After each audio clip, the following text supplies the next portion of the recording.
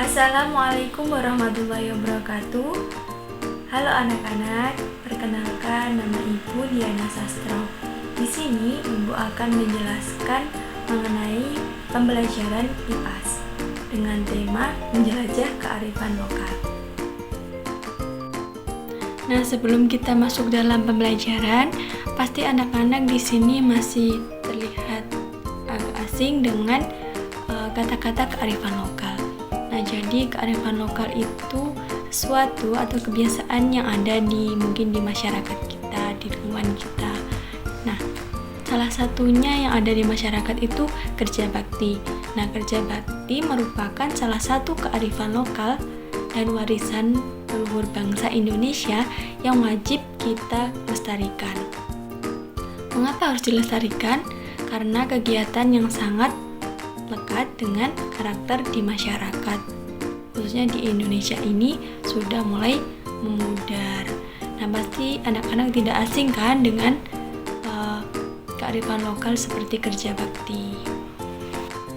Hari ini kita akan belajar mengenai kearifan lokal dan Ibu tadi sudah menyebutkan salah satu contoh dari kearifan lokal.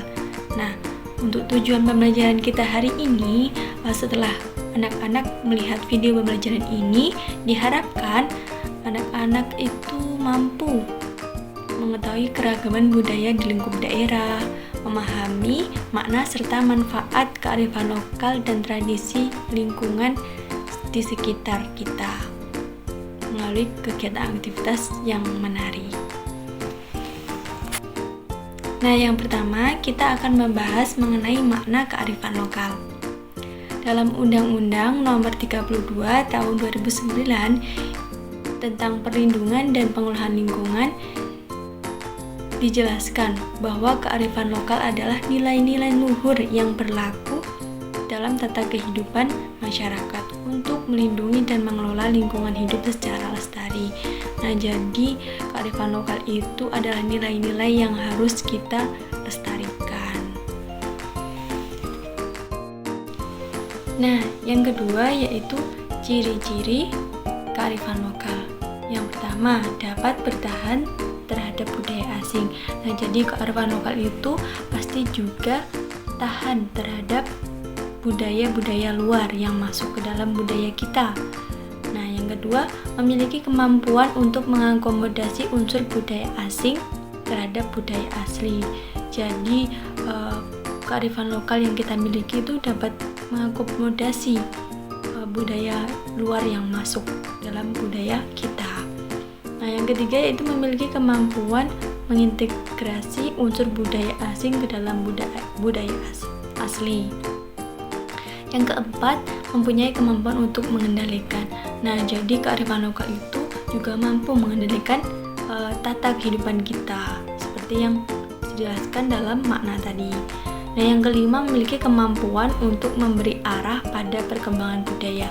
Nah, pasti kearifan lokal yang ada di masyarakat kita itu memberikan arah untuk perkembangan budaya. Entah nanti akan menjadi kearifan lokalnya berkembang pesat seperti kesenian atau yang lainnya.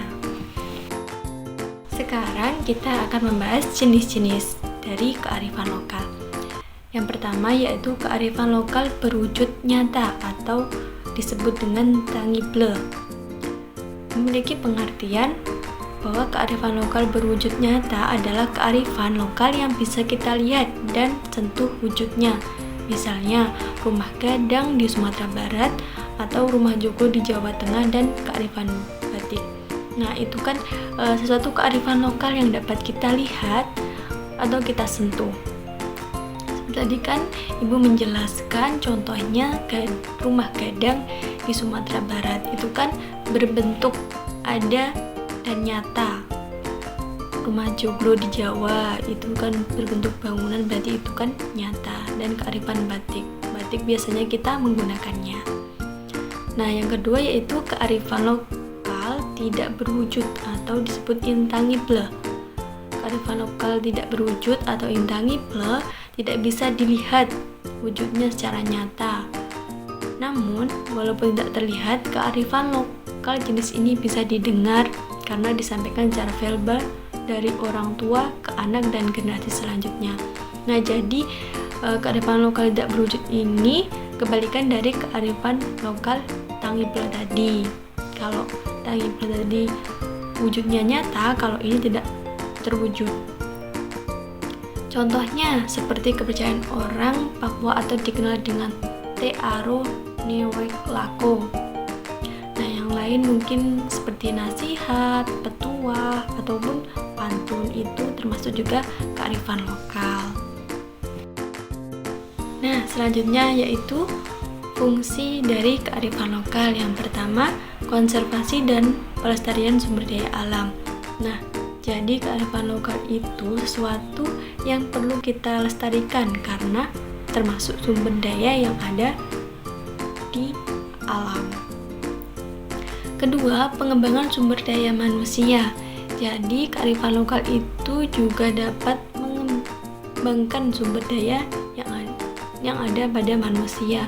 Seperti pada gambar di sini ada contoh kearifan lokal reog atau jaranan ya, ini reog. Nah, itu kan seseorang yang melakukan kearifan tersebut. Pasti seorang itu mempunyai keahlian atau sumber daya. Ketiga, pengembangan kebudayaan dan ilmu pengetahuan. Keempat, sebagai petuah, kepercayaan, sastra, dan pantangan. Jadi kearifan lokal itu juga sebagai petuah. Seperti contohnya tadi, kearifan lokal ada dua, bahwa ada yang nyata dan tidak nyata. Bermakna sosial, dan yang keenam berhubungan dengan etika dan moral. Nah, kali ini kita akan membahas juga tentang warisan budaya yang ada di Indonesia. Yang pertama, tradisi Rambu Solo dari Toraja. Ini merupakan tradisi upacara pemakaman yang sudah cukup terkenal dan melibatkan banyak orang dalam proses upacara pemakamannya. Biasanya pertunjukan kesenian pun turut disajikan untuk memeriahkan sekaligus memberikan penghormatan terakhir untuk orang yang sudah meninggal. Nah, kalau di lingkungan kita, orang yang meninggal itu pasti ada adatnya, pasti kita tahlil atau mendoakannya. Kalau di Toraja sana, ini namanya Rambu Solo, yang berarti ada pertunjukan kesenian yang disajikan untuk memeriahkan sekaligus untuk penghormatan terakhir bagi orang meninggal. Warisan budaya yang kedua yaitu tradisi marsial lapari di Mandaling.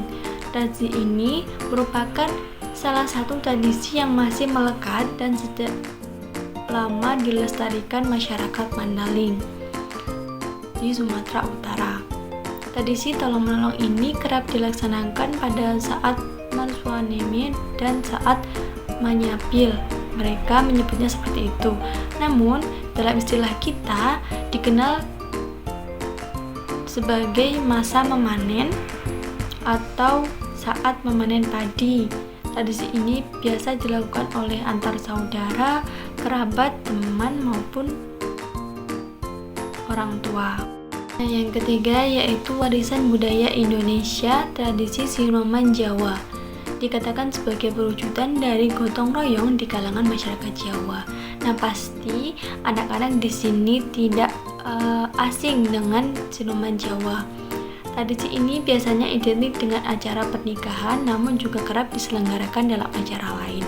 Nah, jadi acara budaya Sinoman ini atau bisa kita istilahkan sebagai rewang ya kalau di Jawa itu, seperti pada gambar yang ibu contohkan. Nah, ini terlihat ada ibu-ibu yang sedang membantu tetangganya, mungkin ada acara pernikahan. Pasti di rumah anak-anak juga ada yang seperti ini. Nah, yang terakhir yaitu warisan budaya Indonesia dari Bugis, namanya Morakabula. Tradisi gotong royong dari masyarakat Bugis Baru, Sulawesi Selatan. Tradisi gotong royong ini yaitu memindahkan sebuah rumah dari satu tempat ke tempat lainnya agar terhindar dari bencana dan malapetaka. Jadi di Bugis Baru sana ada tradisi seperti ini, memindahkan sebuah rumah dari satu tempat ke tempat lain agar terhindar dari bencana. Ini gotong royong bersama-sama, jadi saling membantu. Nah, anak-anak, tadi kan Ibu sudah menjelaskan mengenai makna, ciri-ciri, karakteristik, serta fungsi dari kearifan lokal. Dan juga ada contoh-contoh dari warisan budaya Indonesia. Sekarang kita akan membahas dampak positif mempertahankan kearifan lokal. Nah, jadi ternyata juga ada dampaknya ketika kita mempertahankan kearifan lokal. Yang pertama, semakin majunya budaya bangsa. Nah, jadi kalau kita melestarikan atau mempertahankan kearifan lokal, pasti budaya bangsa semakin maju. 2. Memiliki eksistensi budaya yang semakin tinggi di masyarakat. 3. Dapat membanggakan negara dengan mengapresiasikan budaya sendiri. Nah, jadi ketika kita mempertahankan atau melestarikan kearifan lokal, kita juga dapat membanggakan negara kita. 4. Bangga karena budaya lokal adalah suatu identitas dan kehormatan suatu bangsa.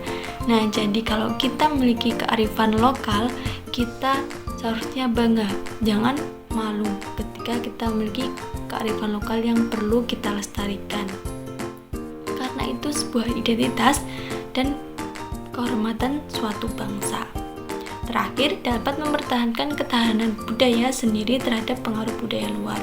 Nah, jadi ketika kita mempunyai kearifan lokal, kita harus menjaganya agar juga untuk ketahanan budaya kita sendiri dari pengaruh budaya luar. Nah, anak-anak, selain kita memiliki dampak positif saat mempertahankan kearifan lokal, ternyata juga ada dampak negatifnya. Yang pertama, lunturnya nilai-nilai budaya Indonesia.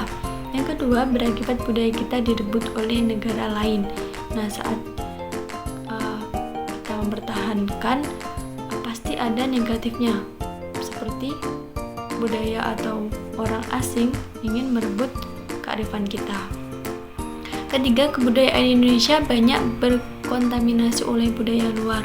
Nah, pasti budaya kita itu beda dengan budaya lain, akhirnya menimbulkan kontaminasi dari budaya luar. 4. Turunnya ketahanan budaya nasional. 5. Lebih mudahnya budaya luar masuk dan menyaingi budaya lokal.